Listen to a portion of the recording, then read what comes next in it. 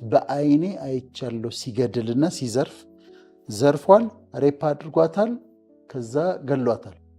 ባለፈው አንዲት ካናዳ ካለች ልጅ ጋር እያወራሁ ነበርና አንድ እንዲሆንላት የምትፈልገው ነገር አለ።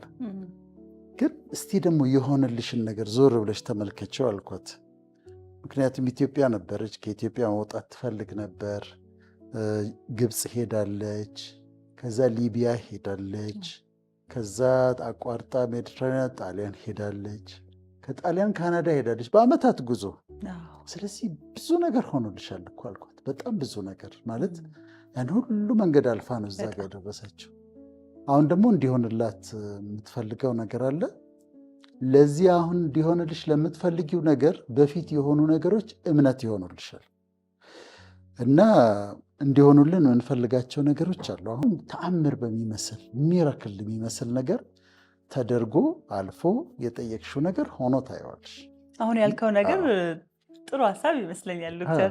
ስንጠይቅ ነገ ለማመስገኛ ብዙ ምክንያትም እንዲሆነን መጻፍ የጠየቅናቸውን ነገሮች ከዛ በኋላ እኔም አሁን አሰብኩትና ብዙ የተመለሰ ነገር አለና ጽፌያቸው ቢሆን ኖሮ ምናልባት ደብተር ሙሉ ጥያቄ ተመልሶልኛል ማለት ነው። ኤግዛክትሊ። አሁን እስቲ ፔናዬ አንቺ ንገሪን፣ እንደው የሚያስገርምሽ በህይወትሽ ጥያቄ የነበረ እንዲመለስልሽ ትፈልጊው የነበረ የተመለሰልሽን ነገር አንድ ነገር ነገር። በእርግጥ በጣም ብዙ ነው፣ ግን አንድ ነገር ከተባለ በጣም የምደሰትበት አንድ ትልቅ ነገር ስራ በጣም ፈልግ ነበረ። ይሄ ሙያዬ ሕፃን ሆኜም ሰዎች ዶክተር፣ ኢንጂነር ሁሉም ክላስ ውስጥ ያሉ ልጆች በሚሉበት ሁላ እኔ የምለው ነበረ አርቱ፣ ጋዜጠኝነቱና ግን ቀላል አልነበረም። በተለይ ዩኒቨርሲቲ ከጨረስኩኝ በኋላ ከባድ ነበረ፣ በጣም ከባድ ነበር። ብዙ ሞክሬ ያለሁኝ አባይ ከመግባቴ በፊት 3 ወር እንደውም ሚስጥር ነው እየተከፈለኝ ነው እያልኩኝ ነበር ምሰራ የነበረው። 3 ወር በነፃ ሰርቻለሁ። አባይ ሳይሆን ሌላ ቲቪ ስቴሽን TV9 የሚባል የቲቪ ጣቢያ አለና በቃ ሰዎች እንዳይሰለቹ እና ኖ አቁሜ እንዳልባል እየተከፈለኝ ነው ብዬ ሰራ ነበር 3 ወር ሳይከፈለኝ ማለት ነው። እና በጣም ጌታን ጸልዬ ጠይቄ ነበረ። በህይወቴ ተምሬም ብዙም ጥሬም ነበረ። ከዛ በኋላ አባይ ገባው ማለት ነው። የሚገርም አባይ ከመግባቴ በፊት ህልም አይቼ ነበር። ኦኬ። ስለዚህ ለእኔ በህይወት ውስጥ የሚያስደስተኝ ትልቁ የተመለሰልኝ ጥያቄ ስራዬ ነው። ወደ ፕሮፌሽንሽ የገባሽበት ለዛውም ደግሞ በጣም ተከብረሽ በደንብ የምትሰሪበት ቦታ ማለት ነው። በጣም በጣም ይህም ማስታወስ በጣም ደስ ይላል። እሺ፣ ሁለተኛው ያልተመለሱ ጥያቄዎች ናቸው። ያልተመለሱ ጥያቄዎች ደግሞ አይ ቲንክ አብዛኞቻችን ይኖረናል። ቅድም አልኩኝ እኔ 99 ነው ያደረኩት ወይ ከ90 በላይ፣ ግን ያልተመለሱ ጥያቄዎች አሉኝ ማለት ነው። ተመልካቾቻችንም ያልተመለሱ ጥያቄዎች እንዲመለሱላቸው የሚጠብቋቸው አሉ። የጸሎት ርዕስ የሚያደርጓቸው እንዲሆን ይሆናል ብለው የሚጠብቁት ነገር አለ። ምንም ደግሞ ልትጠየቂ ነው አንቺ። አሁን የምትጠብቂው እንዲሆንልሽ የምትፈልጊው አንድ ነገር ንገሪ። አሁንም ብዙ ነው ዶክተር፣ እንዲሆንልኝ የምፈልገውም ብዙ ነው፣ የምጸልየውም የምጥረውም ብዙ ነው። ግን አንድ ነገር ከተባለ ልጆች ልጆች መውለድ ትፈልጊያለሽ? ልጆች እንዲኖር ይፈልጋለሁ። ያው ክርስቲያንዬ ይታወቃል። አንድ ልጅ አለኝ። 2 ልጅ ቢኖረኝ ደስ ይለኛል። 2 ልጆች እንዲኖርሽ በጣም ደስ ይላል። በጣም ይኖርሻል ዴፊኒትሊ። ከዛ ፊት ታገቢያለሽ ማለት ነው። ታገቢና 2 ልጆች እንደ እግዚአብሔር ፍቃድ እሱን ፈልጋለሁ። የልብን መሻት ይሰጣል። ስለዚህ ይሆናል። አሜን፣ አምናለሁ። እሺ ዶክተር፣ እንግዲህ የኔን የሆነልኝን እንዲሆንልኝ የሚፈልጋቸውን ጥያቄዎች አነሳን። 3ኛው ነበር የኔ ጥያቄ የማይመለሱ ጥያቄዎች የሚለውና ምንድን ናቸው? የማይመለስ በሰው አቅም የማይመለሱ ጥያቄዎች አሉ። ከተመልካቾቻችን አንዳንዶቻቸው እየጠየቁ ያሉ ይሆናሉ። ከማይመለሱ ጥያቄዎች ውስጥ አንዱ ዋይ ሚ የሚል ጥያቄ ነው። ዋይ ሚ፣ ለምን እኔ ላይ ሆነ? ለምን እኔ ላይ ተደረገ? ሰው ሁሉ እንደዚህ ሆኖለት ለምን ለኔ ሆነ? ለምሳሌ አንድ ሰው ልበ ብርሃን የሆነና ትክክለኛ አጠራሯን አይነ ስውር ነው ሊጠይቅ ይችላል። ሁሉ ሰው እያየ ለምን እኔ ላይ ይሄ ሆነ ብሎ መጠየቅ ይችላል። ይህን ጥያቄ መመለስ እችላለሁ? አልችልም። ልጅ ያጡ ሰዎች ወይም ደግሞ ልጃቸው ታማሚ የሆነባቸው በቋሚነት ታማሚ የሆነባቸው ሰዎች ሊጠይቁ ይችላሉ።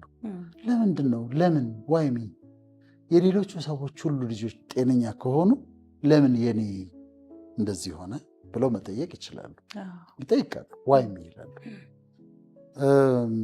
በድንገት አደጋ ወይ ጦር ሜዳ ሄዶ እግሩን ያጣ ሰው የጓደኞቹን ሁሉ እየተመለከተ ሲሯሯጡ ሲሄዱ ሲመጡ ሲጠይቁት ለምን እኔ ዋይሚ ብሎ ይጠይቃል። እኔ ላይ ለምን ደረሰ ወይም ደግሞ እግዚአብሔር ለምን ፈቀደ ይሄን ብሎ ይጠይቃል። እነዚህ አንዱ መመለስ የማይቻል ከባድ ጥያቄ ነው። አባቶቻቸውን እንኳን ያጡ አንዳንድ እህቶቻችን ስታይ ልክ የአባቶቻቸውን ጓደኞች ሲያዩ ይተክዛሉ። ምንድን ነው ስትያት ይኸው የሁሉ ሰው አባት አለ፣ ጓደኞች ሁሉ አሉ፣ እኔ አባት ለምን ሞተ ዋይሚ ይላሉ። እና አንደኛው ጥያቄ የማይመለስ ከባድ በፈጣሪ ብቻ የሚመለስ ዋይሚ የሚለው ነው፣ ለምን እኔ የሚለው ነው። ሁለተኛው ጥያቄ ለመመለስ ከባድ የሚሆነው ጥያቄ እስከ መቼ የሚለው ነው። እስከ መቼ እንደዚህ ይሆናለሁ፣ እስከ መቼ በችግር እኖራለሁ፣ እስከ መቼ ሳይሳካልኝ እኖራለሁ የሚሉ ጥያቄዎች አሉ። እስከ መቼ እያሉ ይጠይቃሉ። በጣም የሚታመሙ ሰዎች እና ተደራራቢ ሲሆንባቸው ስቃይ ሲበዛባቸው ወይም ደግሞ ከበድ ያለ እንደ ካንሰር አይነት ችግር ሲኖር እስከ መቼ ነው የምሰቃየው ብሎ ይላሉ። እና አንዳንድ ቦታ ላይ ምን አለ መሰለሽ ዩቴኔዥያ የሚባል ነገር አለ። ዩቴኔዥያ ሜርሲ ኪሊንግ ይባላል። ማለት ህመምተኛው ጠይቆ አንዳንድ ሀገሮች ሌጋል ነው። ህመምተኛው ጠይቆ በሐኪሙ እርዳታ እንዲሞት ይለምናል፣ ይጠይቃል። በቃ አልድንም አይደል ይሄ እንደዚህ አይደል የተሰራጨ አይደል ካንሰሩ፣ ለምንድን ነው የምሰቃየው? መሞቴ አይቀርም፣ ስለዚህ እንደው አጥፋልኝ ብሎ ይጠይቃሉ። አንዳንድ ሀገሮች ላይ የተፈቀደ ነው፣ ሌጋል ነው። አክቲቭ ዩቴኔዚያ እና ፓሲቭ ዩቴኔዚያ አለ። ፓሲቭ ዩቴኔዚያ ለምሳሌ መድኃኒት እየሰጡ በጣም ክሪቲካል ሆኖ መድኃኒት እየሰጡ ግን ለዓመታት ሊያቆዩት ይችላሉ። ቤተሰብ ይስማማና ያ መድኃኒት እንዳይሰጠው እንትኑ እንዲነሳ ያለው ሳፖርት ሪስፓራቶሪ ሳፖርቱ እንዲቆም ይደረጋል። አክቲቭ ዩቴኔዚያ ግን አክቹዋሊ የሚሞትበት ኢንጀክሽን ይሰጣል። ሰውየው ለምነው ነው ጠይቆ ነው። ግን አዎ ከባድ ነው፣ በሃይማኖትም ያከራክራል። ግን ጠይቀው የሚሞቱ አሉ። እስከ መቼ ነው ብለው ነው። ለምንድን ነው የምሰቃየው? መሞቴ አይቀርም ብለው እንደዛ በአክቲቭ ዩቴኔዚያ የሚሞቱ አሉ። እስር ቤት ውስጥ ያሉ አሜሪካን ሀገር አሁን ኤግዞነሬሽን ደግሞ ይባላል በህግ። ኤግዞነሬሽን ማለት በስህተት ታስረው የቆዩ ሰዎች ነፃ የሚወጡበት ሂደት ነው። አሁን ያነበብኳቸው አሉ 45 ዓመት የታሰረ ሰው አለ። 45 እንግዲህ 45 ዓመት በጣም ከባድ 45 ዓመት በምን ይካሳል? አሁን ይሄ ሰው እንደ 45 ዓመቱን ወስደህበት 45 ዓመት ሲወጡ እውነት ነው ገንዘብ ይሰጧቸዋል፣ ብዙ ሚሊዮን ብር ይሰጧቸዋል። አንዳንዶቹ የዲኤንኤ ቴስቲንግ ሌተስት ዲኤንኤ ቴስቲንግ ስለመጣ በፊት የነበረው ኤቪደንስ በዲኤንኤ ቼክ ሲደረግ ነው እሱ አይደለም የገደለው፣ ገለሃል ተብሎ ታስሯል፣ ተፈርዶበታል። 2 ሰዎች ገለሃል ተብሎ የተፈረደበት አለ። ለዛውም ለዕድሜ ይፍታህ ነው የተፈረደበት። 30 ዓመት ከታሰረ በኋላ ግን እሱ አልገደለም።